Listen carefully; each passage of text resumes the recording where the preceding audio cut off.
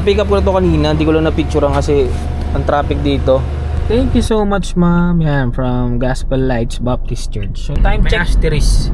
Sabihin yung mga booking na ang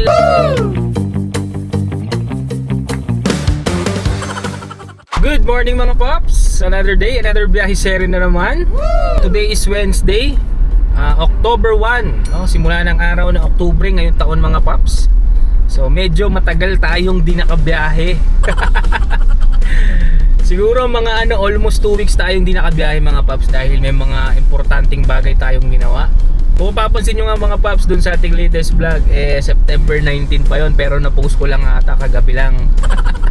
September 30 ko na na-post. Kaya sorry mga Pops, medyo naging busy lang inyong papi Makoy. Well anyway, okay lang naman yon dahil mag-start na tayo ulit gumawa ng mga content regarding sa pagiging Lalamove driver or other TNC driver mga Pops. So actually mga Pops, nakakuha na tayo ng ating first booking para ngayong araw. So yan siya. So yan yung bago ngayon na yung may 300 kg na subcompact. Actually medyo matagal naman na, pero ngayon lang ako nakakuha ng itong booking. Kaya hindi ko pa alam kung gaano karami yung mga sinasampa dito. Pero for sure mapupuno itong Innova natin mga Pops. Pero sana naman makapag double booking pa rin tayo para lang maganda-ganda naman yung kitain natin ngayong araw mga Pops. So ang line na lang niya sa atin mga Pops is 4 kilometers pa.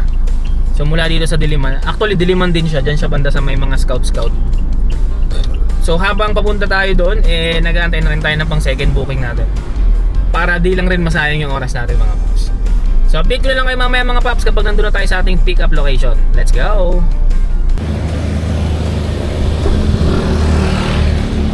So yun mga Pops, bali na-pick up ko na to kanina, hindi ko lang na-picturean kasi ang traffic dito. So ngayon ko nga lang siya pipicturean. So 3 box lang siya ng malalaki, so pwede pa natin sabayan to ng 200 kg. So time check mga Pops, it's already 10:37 in the morning. Bali na-pick up na rin natin yung booking na yan. So medyo hassle lang mga Pops gawa ng one way yung daan tas makitid. May kasunod pa tayong truck kaya medyo madali kami ni sir na ipasok yung yung mga boxes ang bibigat pa man din. Kaya hindi na rin natin nagawang ma-videoan kanina mga Pops yung actual na sakay natin ng item. So 3 box siya. Parang charger daw siya tapos mabibigat siya mga Pops. So since na pick up na natin yan mga Pops, antay na tayo ng ating pang double booking mga Pops at sana swertihin tayo ngayong araw. Kaya update ko na lang rin kayo mamaya mga Pops kung ano pang pwedeng mangyari sa biyahe natin. Let's go! So time check mga Pops, it's already 10:45 na pala mga Pops. Bale nakuha tayo ng ating booking, so ayan siya. So kung mapapansin nyo, hindi siya Lalamove mga Pops. Actually diskarte ko to noon nung nag-grab ako mga Pops, kasi si Lalamove isang booking lang ang pwede. So ganito ang ginagawa ko kapag for example nung naka-views ako, pag compartment lang yung may laman, sasabayan ko ng Lalamove. Pero ang kasunod nun mga Pops, sasabayan ko naman ng Grab siya. Basta along the way mga Pops. So along the way naman siya, pamakati siya. Kaya kinuha na rin natin mga Pops, kasi ang mangyayari baka mamaya tayo makakuha ng pang double booking, anong oras na rin. So mag-11 na rin Tsaka medyo nakangati yung kamay ko ngayon kumuha ng mga booking. So si mga Pops, update ko na lang kayo pag na-pick up na natin si ma'am or si sir. Let's go! Time check mga Pops, it's already 11:53. So na-drop na rin natin si sir, yung booking na yan. So di na tayo nakapag-video mga Pops dahil madilim sa parking ng Juan Ayala. Sa baba ko kasi siya binaba para hindi na ako iikot. So mga 1 oras ko rin siyang nahatid gawa ng sobrang traffic sa EDSA. Although hindi naman talaga nawawala ng traffic sa EDSA, pero kakaiba yung traffic ngayon. Well anyway mga Pops, proceed na tayo sa booking na to. Bali base kay Google Map 24 kilometers na lang at around 30 minutes nandoon na daw tayo sa ating drop-off location. So habang papunta tayo dyan mga Pops, meron lang akong gustong i-share sa inyo.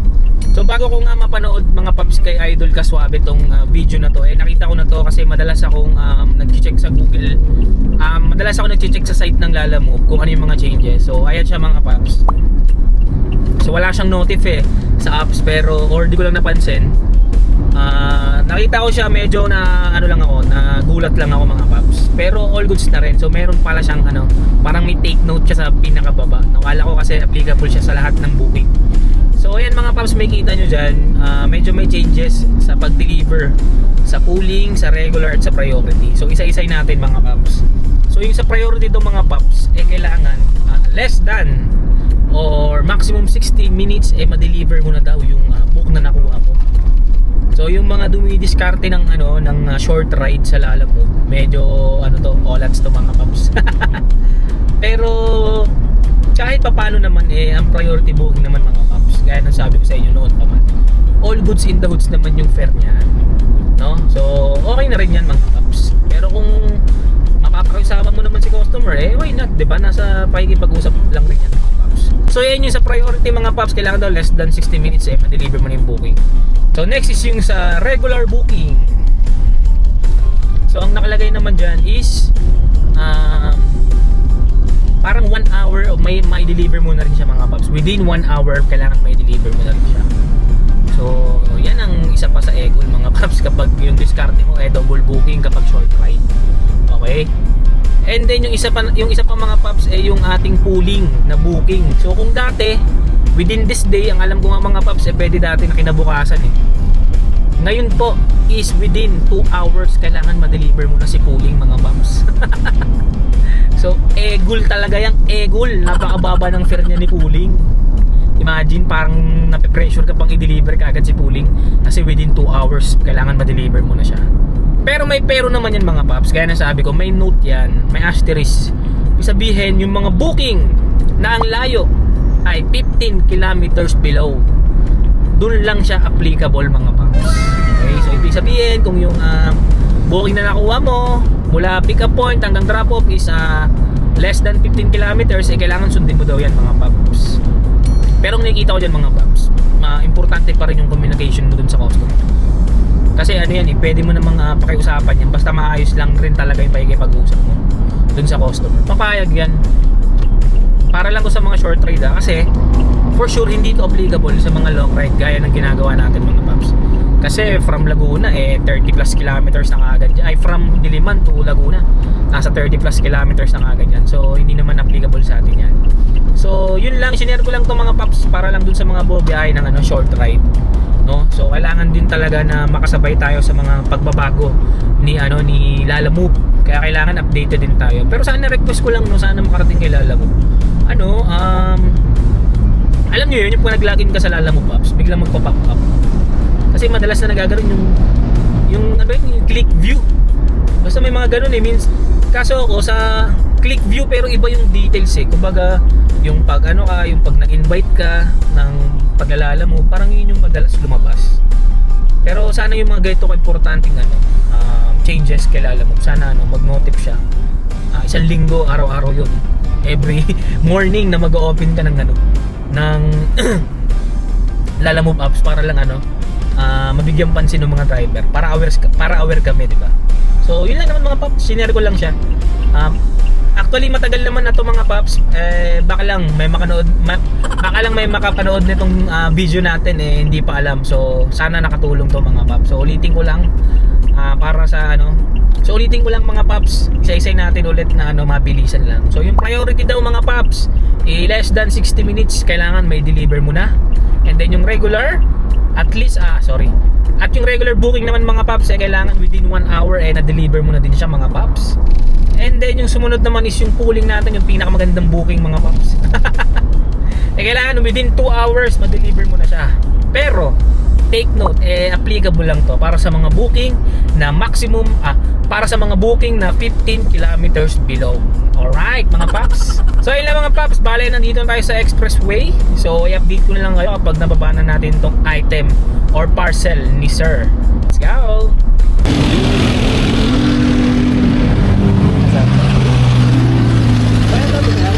Opo sir, bali yung toll fee na lang. Okay, 190 po. 190? Yes po. Okay, sige sir. Tulungan na ito sir, babalang muna natin yun. Mabigat ito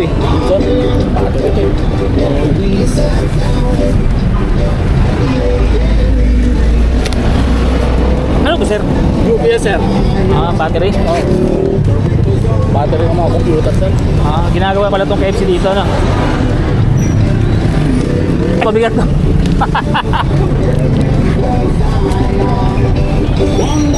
Pakatong na lang ba? Wait lang sir, picture ko lang.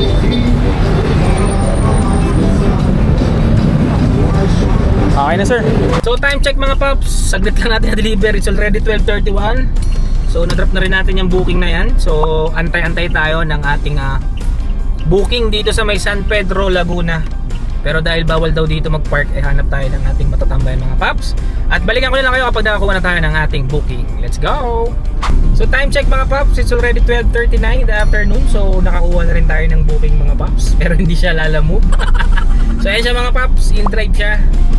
So kinuha na rin natin siya para di na tayo masyado magtagal dito sa San Pedro, Laguna. Tapos mag-ano na lang tayo mamaya kung medyo magustuhan ko yung mga booking ng ng mga short ride sa Lalamove, ganoon na lang gawin natin. Ang mahalaga hindi natitenga yung oras natin mga paps, di ba? So diskarte lang muna tayo ngayon mga paps dahil kakabalik lang naman natin. So online ang pick up location sa atin mga paps is 2.7 kilometers. So kinuha na natin. Kung sa Lalamove nga 5 kilometers kinukuha natin eh. So based kay Google Map 10 minutes ang dududol daw tayo. So update ko lang kayo mamaya mga paps kapag na-drop na natin si sir. Let's go! Thank you so much sir. So time check mga paps, it's already 1:24. So abang-abang tayo ng ating next booking mga paps. So sarap kakwentuhan ni sir. So sana makakuha tayo ng mga short ride ng Lalamove. Tapos sabay na ulit natin ng in-drive. So sige mga paps, update ko na lang kayo kung ano pang pwedeng mangyari sa biyahe natin. Let's go! So time check mga paps, it's already 1:47. So tinawagan tayo ni Mrs. Merong inuutos sa atin, kaya emergency uwi muna tayo mga paps. Pero andito tayo ngayon sa may Zobel Rojas. So kung meron tayong makuha booking pabalik dun sa sa bahay, kukunin na natin. Katulad nito kaso yan, scam yan. Kukunin na rin natin mga paps, mapa-in-drive or Lalamove. Tapos proceed na agad tayo sa computation natin mga paps. Kahit pa paano may kinita naman tayo. Above minimum na rin to kasi tipid ng gas natin halos hindi gumalaw. So update ko lang kayo mamaya mga paps dun sa ating magiging computation para sa kinita natin ngayong araw. Let's go! Time check mga paps, it's already 2:47. Nakakuha pa tayo ng booking. So ayan siya. Dito lang yan malapit sa St. Luke's papuntang M-Place dyan sa may South Triangle. So online ang pick up location sa atin is 700 meters. So mga 5 minutes na daw tayo. So nakakainis lang pabago-bago iisip ni Mrs. Yan tuloy nakakawala ng alam niyo yun yung momentum, yung biyaheng-biyahe ka. Tapos biglang may magkakaroon ng emergency tawag. Aray ko. Pero okay lang mga paps, bale uwi na lang rin talaga tayo. All goods naman din to kasi imagine in a short period of time kahit pa paano naka 1,000 plus tayo, di ba? More or less baka nasa 1,500 to mga paps. Tansya ko lang mamaya naman malalaman natin. May tip tayo pero onti lang, wala pa atang 50 pesos yun. So sige mga paps, balikan ko lang kayo kapag na-drop na natin yung ating passenger. Let's go! Thank you so much ma'am, nababa na rin natin si ma'am. So time check mga paps, it's already 3:13. Pero nakakuha kagad tayo ng booking, sakto to, pauwi na rin. Ayan siya. So baka di nyo pala nakita mga paps. So ayan yung booking na yan. Malapit na sa amin yan, kaya kinuha na rin natin siya mga paps. Tapos yung pick up location niya 350 meters lang mula dito sa pinagbabaan natin.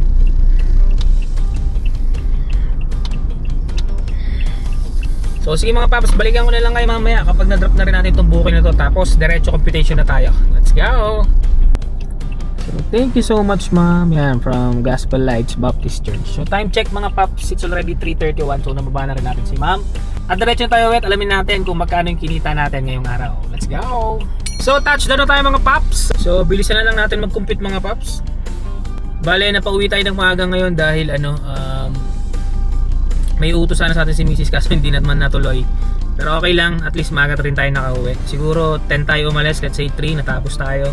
So 5 hours lang tayong bumiyahe mga paps. Pakita ko na sa inyo mga paps kung magkano yung naging gross income natin ngayong araw. So yan siya, 1,718 yan kung makikita ninyo. Yan, so isa-isain lang natin kung ano-ano to So yung 654 mga paps, yan po yung ating gross.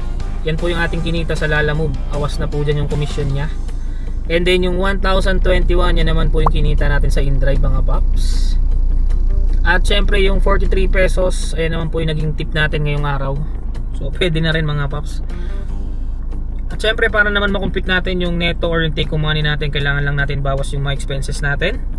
So ang ating naging neto para ngayong araw is 983 pesos mga paps. So di man lang tayo naka 1k, no? So sige, explain ko na lang rin to mga paps. So yung 350 pesos dyan mga paps, ayan yun naman yung naging diesel natin ngayong araw.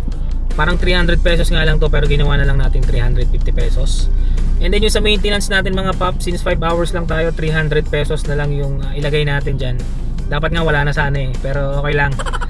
Tapos yung 85 pesos mga paps, yan naman po yung ating naging, yan naman po, ayan yung ating binili na iced coffee. So all goods in the hoods, pwede na rin mga paps. Bali above minimum na rin siya. So sa 5 hours pwede na siya, no? Hindi naman ako ganun kapagod, kaya all goods na rin. Tsaka kakabalik lang natin ulit, no? Panayang pabalik-balik ko lang, no? Hindi na natapos. Yan mga paps, I think this is it, pansit na. So yan lang yung ating for today's vlog. Sana kahit pa paano nag-enjoy kayo sa ating content ngayong araw. At syempre mga paps, shoutout sa inyo, sa lahat na nagpapa-shoutout. So hindi ko na kayo isa-isahin. Maraming salamat. I love you all. At ayoko na rin itong patagalin mga paps. Kaya ikaw, kung nanonood ka ngayon dahil naghahanap ka ng video regarding sa pagiging TNVS driver or Lalamove driver, nasa tamang video ka paps. Kaya naman huwag mo rin kalimutang mag-like at subscribe para naman magtuloy-tuloy ang paggawa at upload natin ng mga videos. So sa muli nating pagkikita, beep beep sa inyo. Paalam!